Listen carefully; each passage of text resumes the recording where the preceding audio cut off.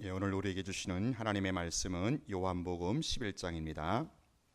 신약성경 165쪽 요한복음 11장 38절로 44절까지입니다. 요한복음 11장 38절로 44절까지 우리 한 절씩 교독하겠습니다.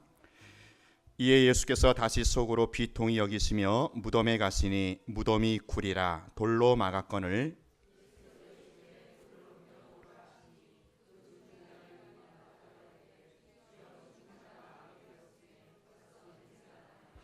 예수께서 이르시되 내 말이 내가 믿으면 하나님의 영광을 보리라 하지 아니하였느냐 하시니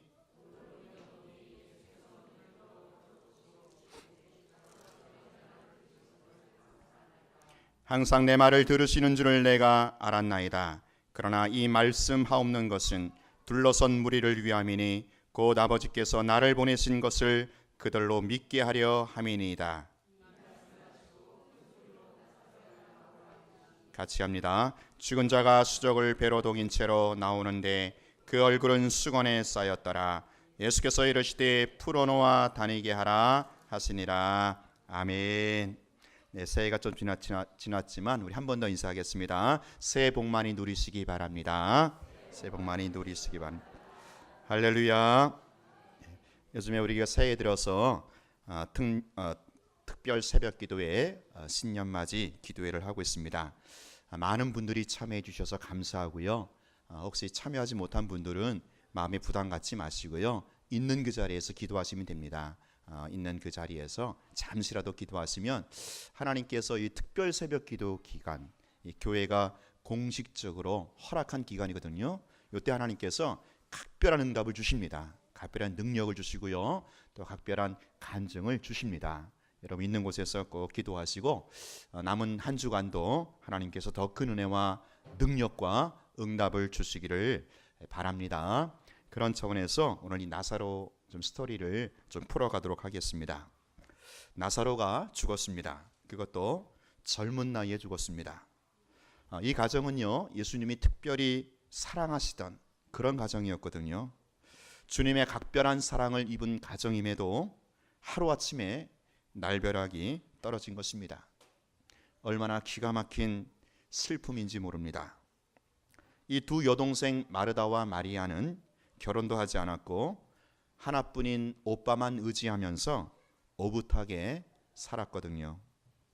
잔잔하던 이 가정의 호숫가에 어느 날 갑자기 날벼락이 떨어진 것입니다.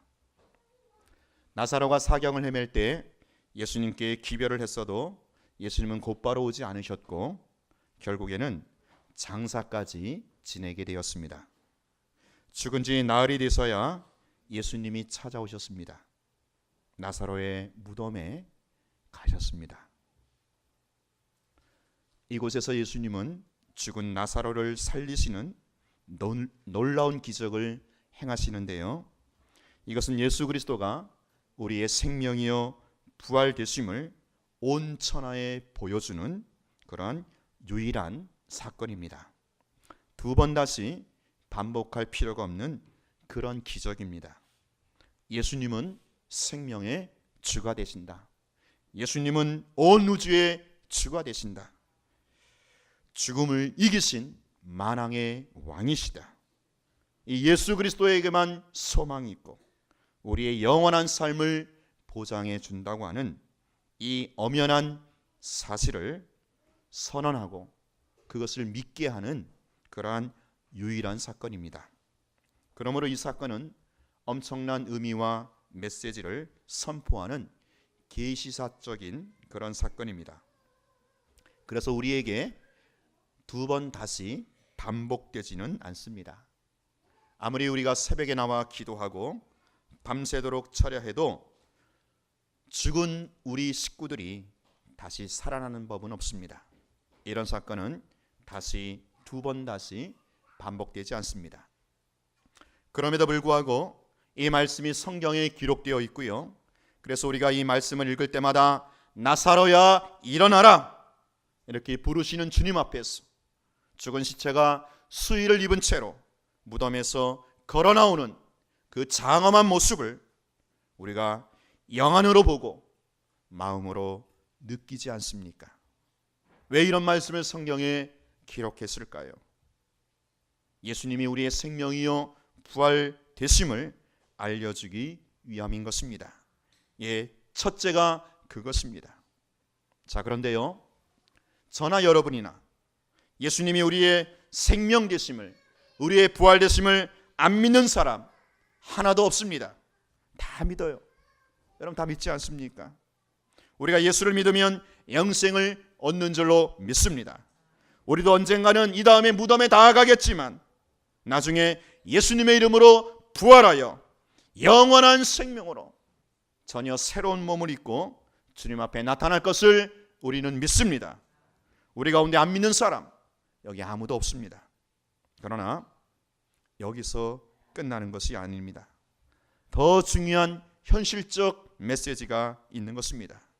현실을 살고 있는 우리에게 주시는 주님의 강력한 메시지가 있다는 것입니다. 여러분, 무덤이요 유대나라 마리아의 집안에만 있는 것이 아닙니다. 우리 주변에도 무덤이 많습니다. 내 마음에도 무덤이 있습니다. 무덤이 무엇입니까? 슬픔의 동산입니다. 어두움의 동산입니다. 고통의 동산입니다. 억울함과 한이 맺혀서 어쩔 줄 몰라 하는 것이 바로 무덤의 동산입니다. 사람이요 나이가 꽉 차서 돌아가시면 그건 어느 정도 자연스럽게 받아들일 수 있습니다. 그런데 아직도 새파란 나이에, 그것도 예수를 잘 믿는다고 하는 사람이 요절을 했거든요. 참으로 납득하기 어려운, 참으로 받아들이기 힘든 그런 상황입니다. 하나님을 향해서 삿대질이라도 하고 싶은 그런 억울한 심정입니다. 하나님 왜 이러십니까? 하나님 이럴 수가 있습니까? 여러분, 이것이 무덤입니다. 이 무덤은 절망입니다. 이 무덤은 최고의 슬픔입니다. 무덤은 내 힘으로 도무지 어떻게 극복할 수 없는 장벽입니다. 인간의 한계를 벗어난 지독한 고통입니다. 이러한 무덤이 여러분 개개인 마음속에도 있을 수 있어요. 여러분의 가정에도 있을 수 있어요. 지금 우리 한국 사회를 보면 어쩌면 무덤 같지 않습니까? 소망을 잃어버렸어요. 우리 젊은이들이, 청년들이 희망을 가질 수가 없어요. 이런 무덤이 곳곳에 널려 있는 실정입니다. 사랑하는 여러분, 이제 이러한 무덤을 우리가 부활의 동산으로, 환희의 동산으로, 찬양의 동산으로 바꿀 수 있는 길이 있습니다. 그것은 바로 기도라는 통로입니다. 여러분 신구약 성경을 한번 쫙 보십시오. 무덤과 같이 무서운 슬픔에 짓눌려 있는 상황이랄지라도 그 상황을 반전시킬 수 있는 비결은 오직 기도밖에 없습니다. 여러분 그래서 기도하셔야 합니다.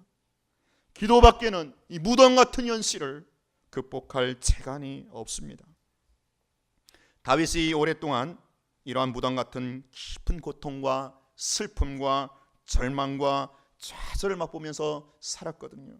그런데 그가 누구보다도 시편을 통해서 많이 기도했고 많이 부르짖는 사람이 될 수밖에 없었던 것은 달리 대안이 없었기 때문입니다.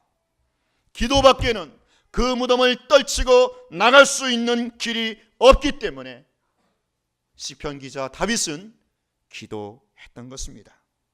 그렇습니다. 기도하는 자가 무덤을 박차고 승리하게 되는 것입니다. 기도하는 자가 죽음의 동산을 부활의 동산으로 바꾸는 것입니다. 기도하는 사람이 슬픔을 털고 기쁨으로 일어설 수가 있는 것입니다. 기도하는 사람이 절망에서 소망을 보는 것입니다.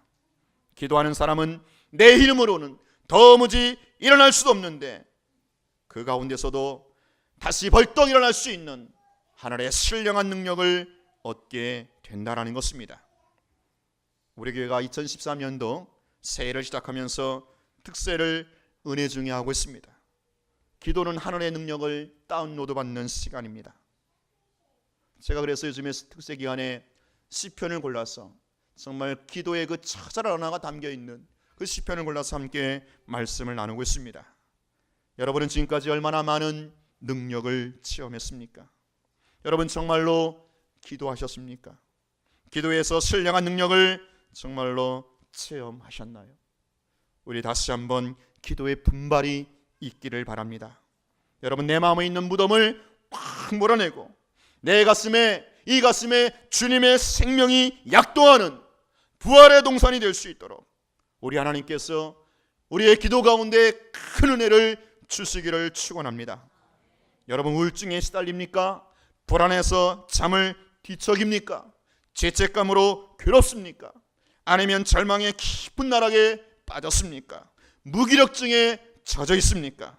여러분, 하여튼 간에 내 마음의 이 깊숙한 곳에서 무덤과 같이 썩은 냄새가 나는 그러한 그 상황에서 우리가 떨치고 일어서려면 기도밖에 없습니다. 기도하셔야 합니다. 기도하면 생명의 주님께서 나사로야 나오너라 이렇게 말씀하실 때 우리의 그 무덤이 부활의 동산이 되는 줄로 믿습니다. 여러분, 가정을 보십시오. 가정에 들어가면 무덤처럼 침침하지 않습니까? 슬픔으로 짓눌려 있지 않습니까? 답답합니까? 소망이 안 보입니까? 그래서 기도하셔야 합니다. 기도밖에 없습니다. 자, 그런데요, 이제 우리가 진지하게 생각할 문제가 또 하나 있습니다.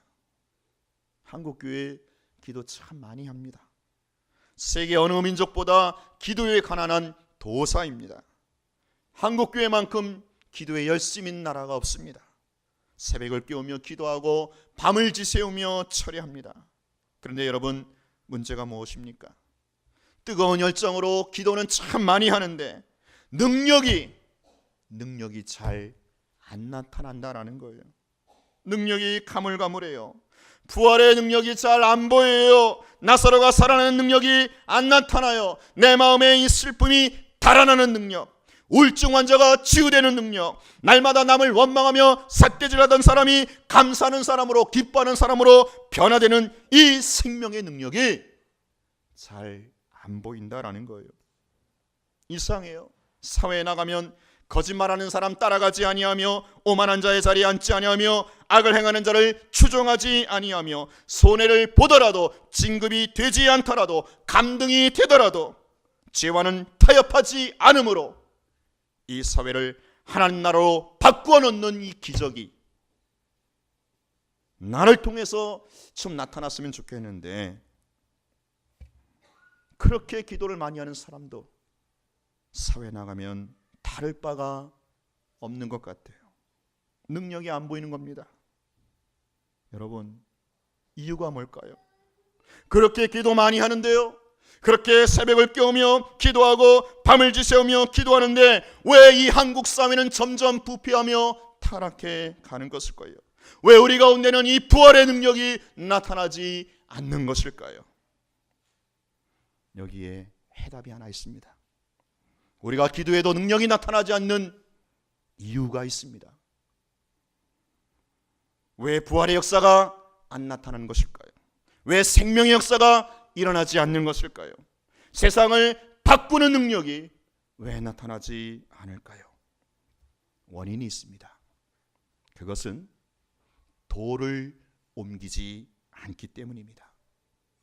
무덤을 꽉 닫고 있는 그 돌을 그대로 방치한 채 살아가기 때문이라는 것입니다. 오늘 주님께서 돌을 옮기라라고 하셨습니다. 돌을 옮겨라. 그런데 마르다는 주저주저합니다. 자, 여러분, 돌도 하나님이 옮겨주시면 될 거 아니겠어요? 그런데 그 돌은 하나님이 옮겨주지 않습니다. 돌은 예수님이 옮겨주지 않습니다. 살리는 것은 하나님이 살리십니다. 예수님이 살려주십니다. 그러나 돌은 내가 옮겨야 되는 거예요. 내가 옮겨야 돼요. 돌이 무덤을 꽉 닫고 있는 이상 새 생명의 역사가 일어날 수가 없어요. 두려움과 슬픔과 절망을 몰아내는 하나님의 손을 볼 수가 없어요. 돌을 옮기지 않기 때문에 그렇습니다. 우리가 아무리 기도해도 돌을 굴리지 않고 돌을 옮기지 않고 기도하면 하나님의 역사와 기적은 체험할 수가 없는 것입니다. 여러분, 돌이 무엇입니까? 생명을 방해하는 것입니다. 주님의 역사를 방해하는 것입니다. 죽은 자가 살아나는 것을 보지 못하게 하는 장벽입니다. 이게 돌이고 이게 바위덩어리입니다. 여러분, 이 돌은요, 내가 옮겨야 하는 것입니다. 저절로 옮겨지지 않습니다. 하나님도 예수님도 미안하지만 옮겨주지 않습니다. 내가 치우고 내가 굴려야 되는 것입니다. 우리가 옮겨야 할 무덤 앞의 돌은 세 가지가 있을 수 있습니다. 첫째로 불신앙의 돌입니다. 여러분, 우리가요 잘 믿는 것 같지만 저나 여러분이나 참 믿는 것 같지요. 기도할 때 믿음으로 간구합니다. 주여 믿습니다. 주실 줄로 믿습니다. 자, 그런데요, 오늘 이 마르다를 보세요. 부활의 주님을 믿습니다. 마지막 날 부활할 때에 다시 살아날 것을 믿습니다. 그런데 자기 오빠가 지금 당장 부활할 것은 믿지를 않습니다. 믿음이 아예 없는 불신앙이 아닙니다. 믿기는 믿는 것 같은데, 그리고 실제로 믿고 있는데 그 믿음의 그늘에 가려진 불신앙이 있다라는 것입니다. 믿는 것 같으면서도 마음 한쪽 구석에 안 믿어요. 믿음의 그늘이 있는 거예요. 지금 집안에 어려움이 쌓여 있습니다. 그래서 집안 분위기가 무덤 같아요. 그래서 주님 믿습니다. 주님께서 해결해 주시리라 믿습니다 하면서도 그늘진 곳에 불신앙이 도사리고 있는 것입니다. 이게 우리의 연약함의 현주소입니다. 자, 이러한 불신앙을 극복하는 것이 필요합니다. 그래야만 주님이 역사를 하십니다. 믿습니다. 입으로만 믿는 것이 아니라 정말로 내 마음이 온전하게 믿어 드려야 하는 것입니다. 우리의 심령이 전적으로 믿어야 하는 것입니다. 여러분, 아브라함이 하나님을 믿었잖아요. 아브라함이 하나님을 믿었음에도 불구하고 그에게도 그늘이 있었습니다. 그러니까 이스마엘을 낳았던 것입니다. 나중에 아들이 있으리라 그 약속을 주셨음에도 그는 피식 웃고 말았습니다. 못 믿다는 거죠. 못 믿는다는 거죠. 사랑하는 여러분, 여러분은 정말로 믿으십니까? 정말로 하나님께서 하실 것을 믿으시냐 말입니다. 여러분, 누구에게나 이 믿음의 그늘이 있어요. 그 그늘을 최대한 거치는 것이 바로 하나님의 능력을 체험하는 지름길이 된다라는 것입니다. 기도하면서 의심이 내 영안을 덮으면 안 되는 거예요. 기도하면서 의심의 구름이 내 기도를 막으면 안 되는 겁니다. 이거 탈피해야 돼요. 이 의심을 몰아내는 것이 바로 돌을 굴리는 것입니다. 오늘 우리에게 주님께서 정말 우리 모두에게 100%의 믿음을 주시기를 축원합니다. 믿음의 그늘을 다 거치고 우리 가운데 은혜의 광선이 온전히 비춰줄 수 있도록 그런 믿음, 100%의 믿음, 전적인 신뢰의 믿음을 주시기를 바랍니다. 그래서 정말 우리의 믿음을 보시고 하나님께서 기뻐하시도록 말입니다. 우리의 온전한 믿음을 보시고 우리 주님이 기뻐하시고, 그래서 우리 가정에서 나사로야 나오너라 하실 때에 우리 가정 가운데 이 놀라운 새 생명의 역사가 일어나는 올 한 해 우리의 범사가 되기를 축원합니다. 둘째로 회개하지 아니하는 고집, 회개하지 아니하는 이 완악함의 돌을 굴려야 합니다. 여러분, 우리가 간음을 하겠어요? 살인을 하겠어요? 저나 여러분이나 도둑질을 하겠어요? 그런데 여러분 보세요. 보통의 신자라면 미워는 안 해요. 그러나 용서는 절대 안 합니다. 사랑하지 않아요. 그러나 무관심합니다. 미워도 안 하고 사랑도 안 하면 됐습니까? 아닙니다. 성경 말씀에 비추어 보면 미워하지 않아도 사랑하지 않는다면 그것은 바로 회개해야 할 제목입니다. 사랑해야 하는데 사랑하지 못하고 무심하고 무정하다면 그것은 내 영혼이 고장난 것입니다. 이러한 죄들을 가슴에 품고 있으면서 아무리 할렐루야 목청껏 부르짖어도 생명의 역사, 부활의 권능을 체험할 수가 없는 것입니다. 사랑하는 여러분, 사랑하지 못합니까? 눈물을 흘리며 사랑하게 해달라고 좀 회개하며 기도해야 합니다. 그게 진짜 기도입니다. 여러분, 용서하지 못합니까? 애통해야 합니다. 그게 바로 기도입니다. 나사로는 주님이 일으키십니다. 내가 일으키는 것이 아닙니다. 그런데 왜 나사로가 안 일어납니까? 내가 돌을 치우지 않기 때문에 그렇습니다. 계속해서 미워하는데, 계속해서 용서하지 않는데, 계속해서 다른 사람에게 무심하고 무정한데 어떻게 나사로가 일어나겠어요? 아직까지 돈에 대한 탐욕이 그냥 꽉 붙어 있어갖고 돈도 나면 금방 사람이 달라지는데, 그래가지고 주여 은혜를 달라고요? 그거 안 돼요. 안 되는 겁니다. 이게 지금까지 우리 한국교회의 부끄러운 자화상이 아니겠습니까? 회개하지 않고 그저 달라고만 애를 썼어요. 그러니 능력이 나타나지 않는 거예요. 여러분, 진정한 기도는 회개로부터 시작이 되는 것입니다. 회개해야 응답의 문이 열려지는 것입니다. 시편 19편 14절에 유명한 말씀이 있습니다. 나의 반석이시여 나의 구속자이신 여호와여, 내 입의 말과 내 마음의 묵상이 주님 앞에 연락되기를 원하나이다. 그런데 이 말씀 바로 앞에 직전에 이런 말씀 있습니다. 19편 13절에 또 주의 종에게 고의로 죄를 짓지 말게 하사 그 죄가 나를 주장하지 못하게 하소서. 그리하면 내가 정직하여 큰 죄가에서 벗어나겠나이다. 사랑하는 여러분, 여러분 알면서도 고의로 계속해서 짓는 죄가 있습니까? 계속해서 성령께서 양심의 가책을 책망하는 그 무엇이 있습니까? 그거 회개하지 않고 여전히 가슴에 품고 있다면, 내가 아무리 금식하고 내가 아무리 철야해도 죄송하지만 하나님께 연락될 수가 없다라는 것입니다. 돌을 치우지 않는데 어떻게 생명의 역사, 부활의 역사가 일어나겠습니까? 오늘 우리 10년 가운데 다시 한번 철저한 회개의 영이 임하기를 바랍니다. 이 강팍한 마음, 꺾지 않는 이 고집을 애통해하면서 회개하지 않는 이 돌을 옮기는 그런 은혜가 있기를 축원합니다. 잎새이는 바람에도 괴로워했던 이 시인의 감성이 우리의 예민한 영성이 되기를 바랍니다. 그래서 아주 조그만 죄라도 애통해하며 회개하면서 우리 주님 앞에 나아갈 수 있게 되기를 바랍니다.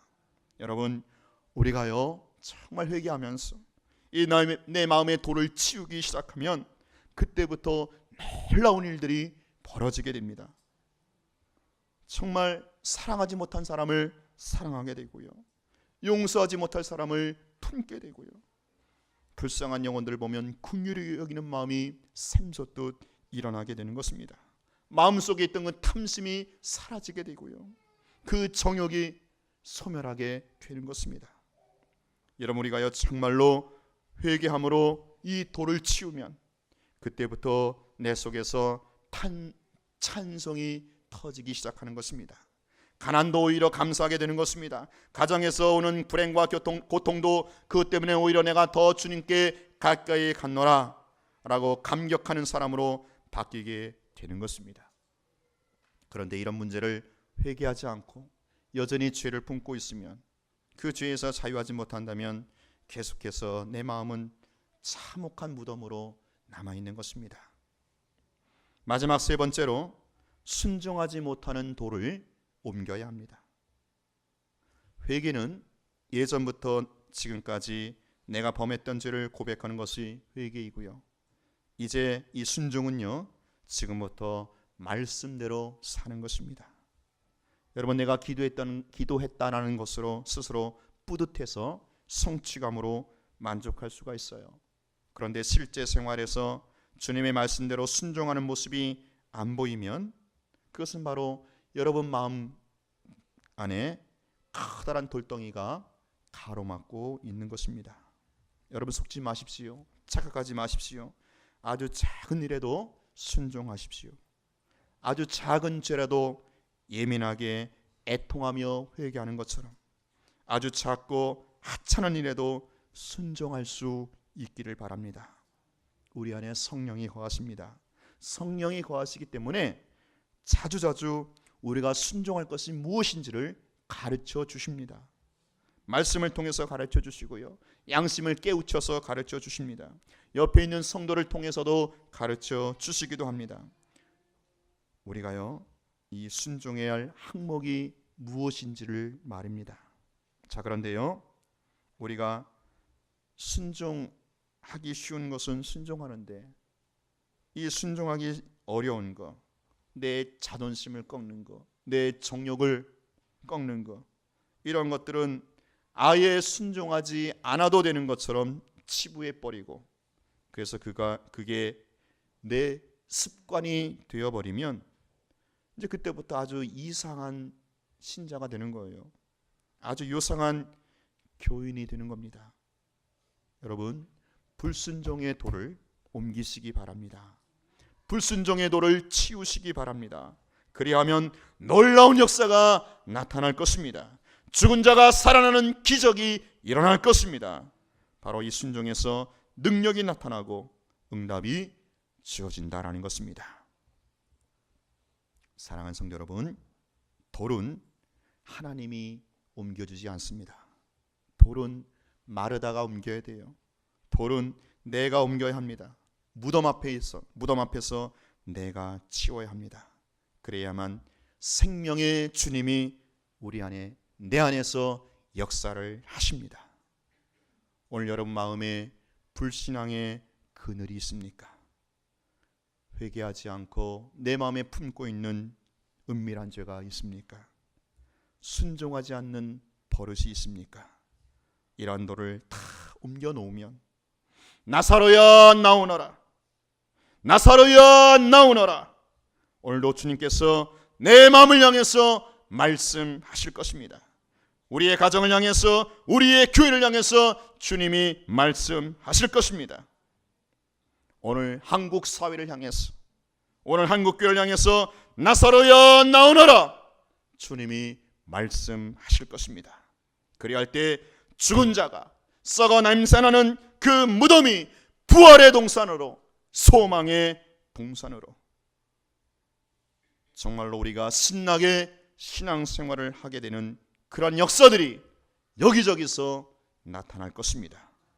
이런 역사와 능력들이 우리 영광교회가 진원지가 되어서 한국교회와 한국사회로 전염될 수 있기를 소망합니다.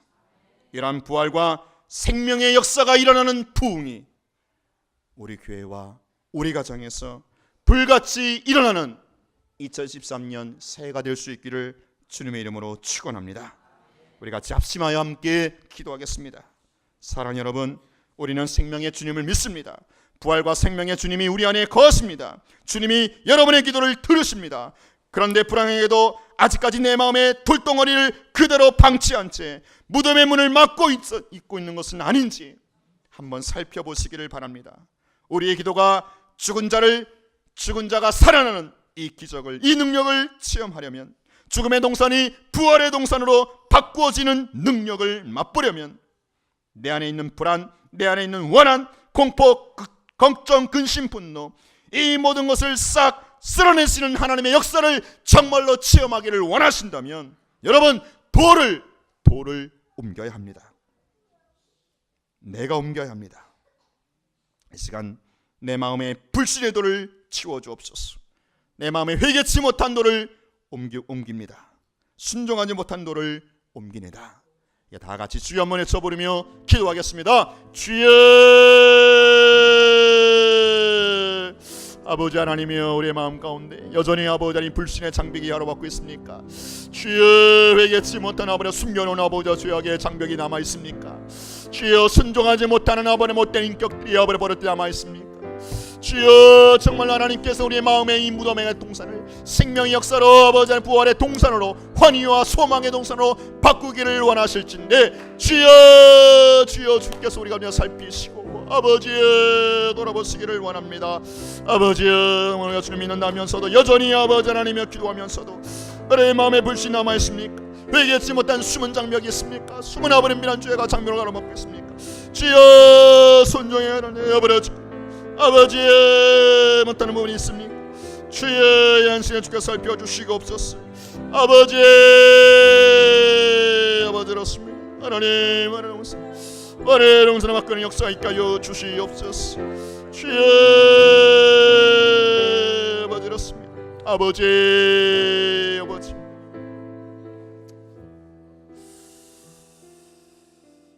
하나님 아버지, 예수 그리스도께서 부활이요 생명인 것을 우리가 믿습니다. 또 믿음으로 기도합니다. 그럼에도 불구하고 여전히 우리 안에 정말 이 부활의 역사, 생명 역사가 일어나지 않는다면 다시 한번 우리 마음 가운데 돌이 방치되어 있는 것은 아닌지 예민하게 살필 수 있는 은혜를 허락하여 주옵소서. 우리가 주님 믿는다고 하면서도 여전히 그 믿음의 그늘진 곳에 불신앙의 장벽이 남아있지는 않습니까? 여전히 회개하지 못하고 은밀하게 즐기는 죄악의 장벽이 있지 않습니까? 하나님께서 정말 원하시는 순종임에도 불구하고 지키지 못하는 돌덩어리가 있지는 않습니까? 에란도를 과감하게 믿음으로 옮길 수 있는 은혜와 강력한 역사를 더하여 주시옵소서. 그래요, 올해 2013년도에는 우리 가정이, 우리 교회가, 우리의 심령이 아버지 무덤이 싹 물러가게 하시고 어둠이 거치게 하여 주시고 하나님의 오직 예수 그리스도의 생명의 역사, 부활의 역사, 기쁨과 소망과 환희의 역사가 넘쳐나는 동산이 되게 하여 주시옵소서. 예수님 이름으로 기도하옵나이다. 아멘.